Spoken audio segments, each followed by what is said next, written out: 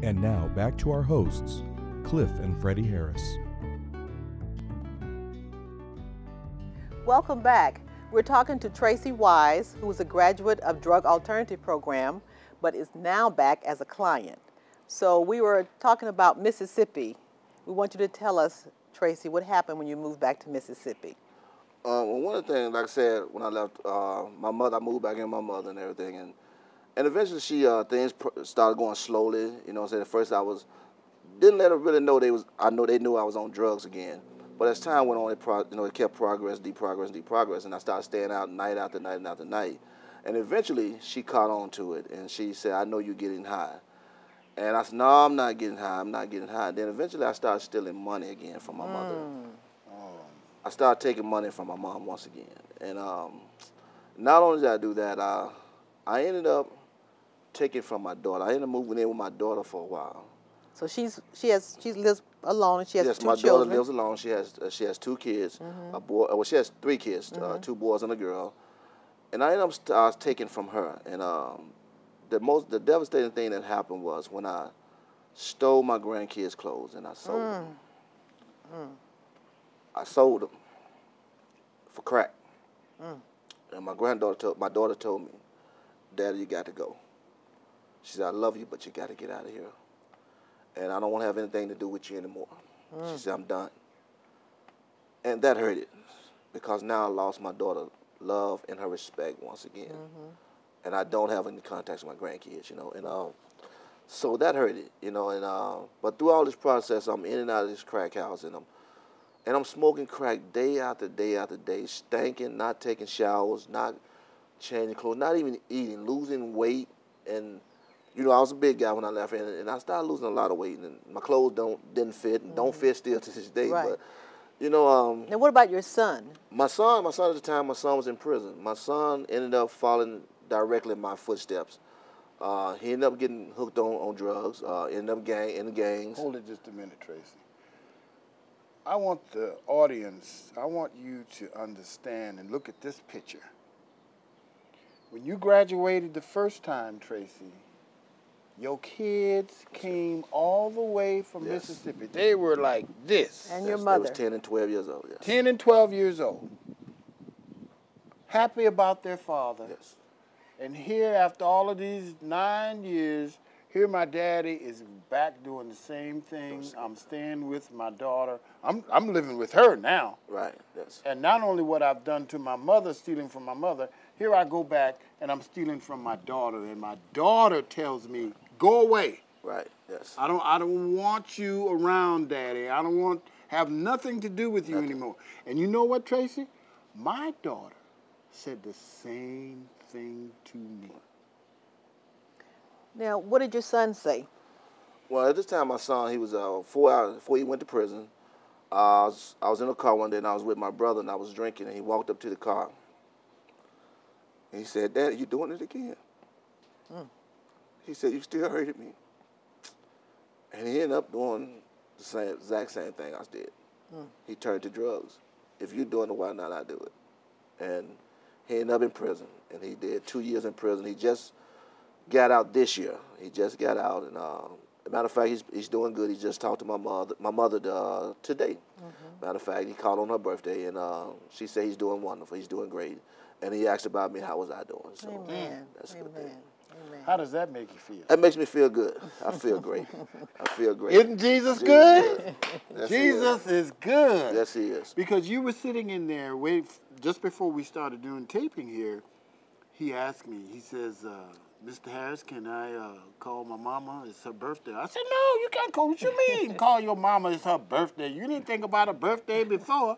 And I turned around and I said, "Of course, you know you can call your mother on her birthday." So she gave you That's good a blessing. news. She gave me Good good news. news. Good news. And also, what happened in class there was to help me to get back here.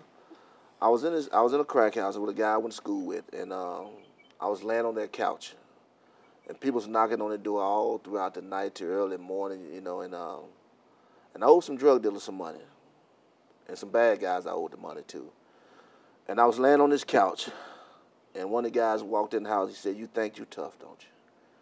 You just keep disrespecting me. You think I won't do nothing to you." And I looked at him and I laughed. I guess death was on me, you know. I didn't care. And he walked out of the house, and the next morning, the Holy Spirit hit me. If you don't get up and leave here, you're going to die in this very house. And I got up, and they said, you need to get back to California. Go back to DAP. And I got right up, and I walked out of that house, and I didn't look back. And I'm back here, and I called you guys, and I talked to you, and I told you my situation. And Mr. Harris said, well, you come on. He said, you got the money? I said, no, but give me a moment. And he said, oh, no, we can't do that. So, you know, and I'm back. We bought a bus ticket. I knew when I asked you, because I've been waiting for you to call. Yes. I've been waiting for you to call because I knew what you were doing. I knew if you back in Mississippi, back in your old environment, I knew you were doing the same old thing again. Same old thing. So when you called me, let me tell you all this. When he called me, you know what I thought? And I asked him, Tracy, do you have the money to catch the bus back or plane? No, Mr. Harris, but I'll get it together. Now, knowing us addicts, what are we going to do to get it together? Deal, something. It wasn't on the law side, I know that. But I was going to get the money. On the right side. It wasn't on the right side. That's it. So I said, no, Tracy, I will buy you a ticket. Yes. I said, I'm going to get you, I'll go down there right now, and I'll get the ticket. Because, you know, I don't send no ticket to nobody. You get here on your own. You know, you want it that bad. But I knew what he would do to get here. So I sent him the ticket and told him, okay, I'm going to send you the ticket, but you have to leave in the morning. Right. And when I called him back and I told him the ticket was, you know, was there, he was like, I'm packing my lunch now. I'm fixing me a lunch, Mr. Harris. I'm getting it together. Yes. You know, that's a funny thing. The same, like I said, the same way I came out the first time, I fixed my lunch and came out here. Same thing. And the same way I came back this time. But I know God is going to work this thing right. out for me. I know. But, you know, there was something else that happened in your family right before you came here. Tell us about that. My brother and I have my brother James. We had gotten into an argument one night, and I stole his cell phone and went and sold it for crack. And he confronted me about this, and he asked me why did I steal his phone. And I lied to him. We had some words, and some bad words that I shouldn't have said to my brother. And 2 days later, my brother died. I walked around the corner and found my brother dead on the ground. What happened? He had a massive heart attack. You know, my brother had, he had his problems also, but he was a good brother. He was 52, I think it was. And he was one I could depend on. You know, anytime I needed to go somewhere, he could never see too much wrong in me. You know, and but that was the most devastating thing that hurted me. You know, never got a chance to apologize to my brother. I never got a chance to make that right. And so, but that's something that I just had to ask God to forgive me. You know, and I hope He forgave me, even though I didn't ask Him for forgiveness. Tell me one thing. Answer this question for me, Tracy.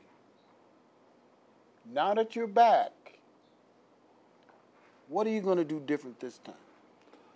Well, what I'm going to do different this time is most definitely stay in touch with God. That's the first and foremost thing. And the second thing is depend on the people that are around me and not think, not put in my mind that I can do things on my own. I got to depend on someone else because God has put people here in place to help us. And I got to come to the realization that people are here to help me and not against me. And so that's one thing I know I got to do, and that's depend on God, to lean on Mom and Dad here, and my brothers that's in this program, because we are a family, and most definitely lean on them. I like that word he used. You know, when we were talking doing that program with Dr. White, we emphasized so much about family, and we talked about the word dependent, you know, and we must depend upon ourselves, be independent, and rely on Jesus Christ, because we ain't got no other choice. No other choice, right? You know, either we depend and rely on Jesus, or we depend and rely on ourselves, and we've done that. We've been that road. We know what that turns out to be. So we want to reverse that and do it a little different than what we've done before.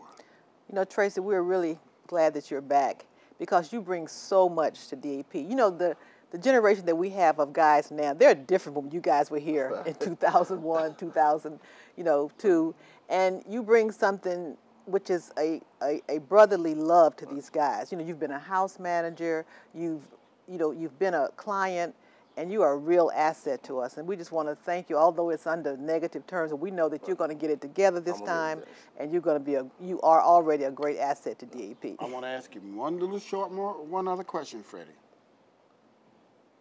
Why you come back to DAP? Why DAP? You could have went to a program back there. You could have went whatever. Because we as addicts, we know what we need to do. Right. We know. For me, I know I needed discipline. I needed that. And I know the program was real. And the love here was real. And I have never been in another program like this one.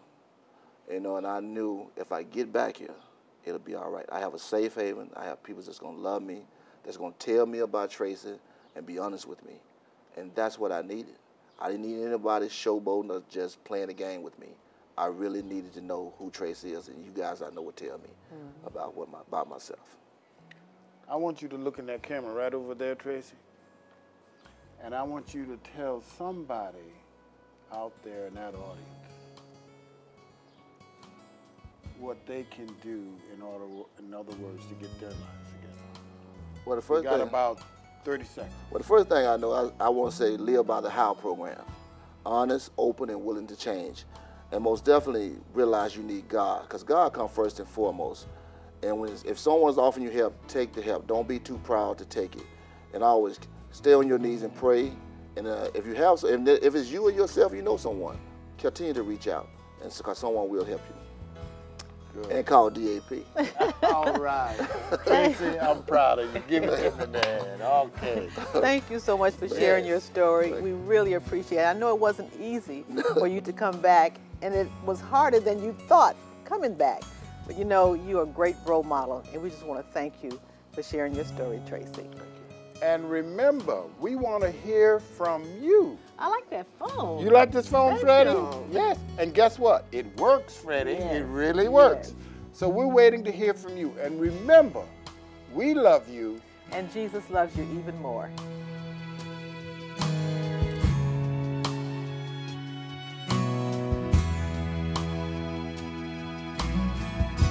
Thank you for watching. Please tune in next week for our next edition of Drugs Close to Home.